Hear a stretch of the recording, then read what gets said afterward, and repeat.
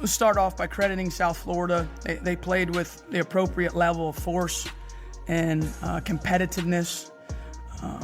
Really did a great job. Nobody saw this level of absolute chaos coming, but the entire landscape of women's basketball is currently standing on the edge of a cliff, and the Golden Goose might be the one to push it over. For months, fans have watched a quiet, simmering war unfolding right in front of the cameras. But what was happening in the shadows was a million times more toxic.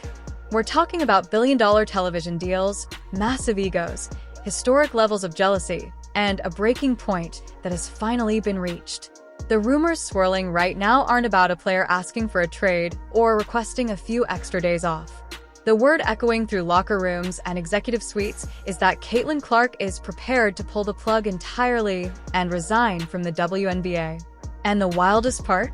The confirmation of this terrifying possibility didn't come from some random sports blog. It slipped out from the very people who allegedly tried to keep her down in the first place, specifically voices connected to the USA basketball coaching camp.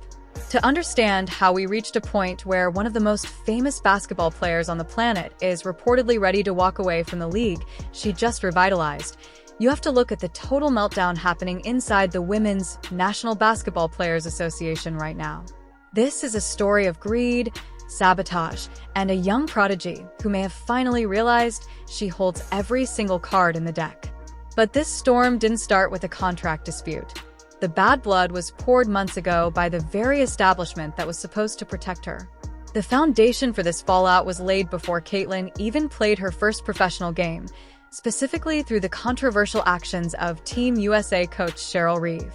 When the Olympic roster was announced and Clark's name was mysteriously missing, officials tried to frame it as a standard basketball decision.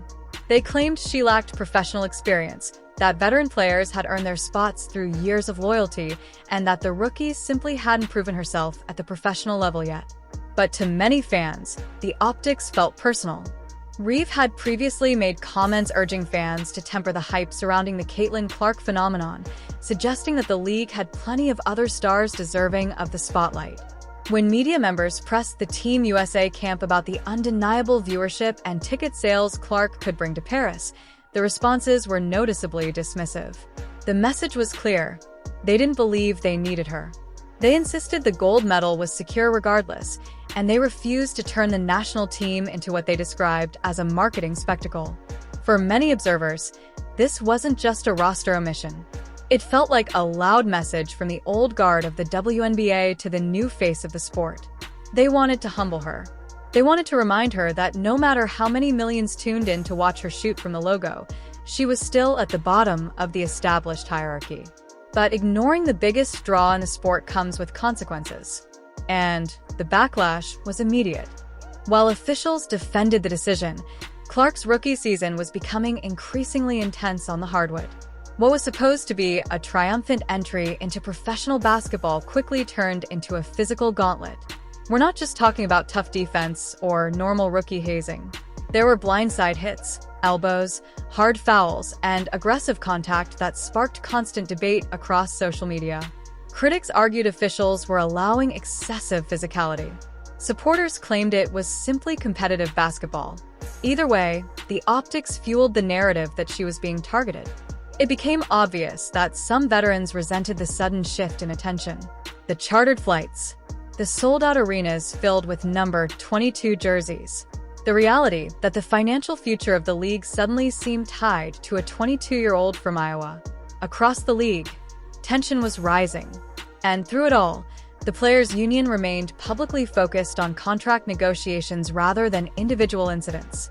They didn't strongly condemn specific plays, they didn't publicly demand officiating reform, and they didn't rally around Clark in a visible way. That silence exploded into controversy when the union officially opted out of its collective bargaining agreement.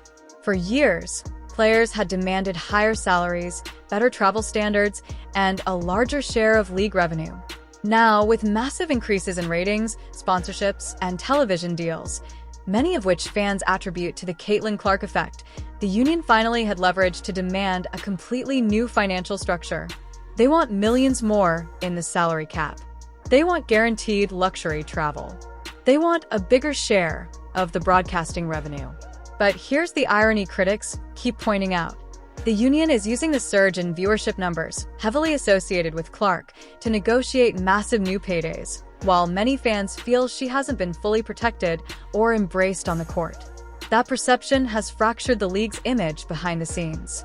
Veterans want the financial boom, but some fans believe they're reluctant to fully credit the player most closely tied to that boom.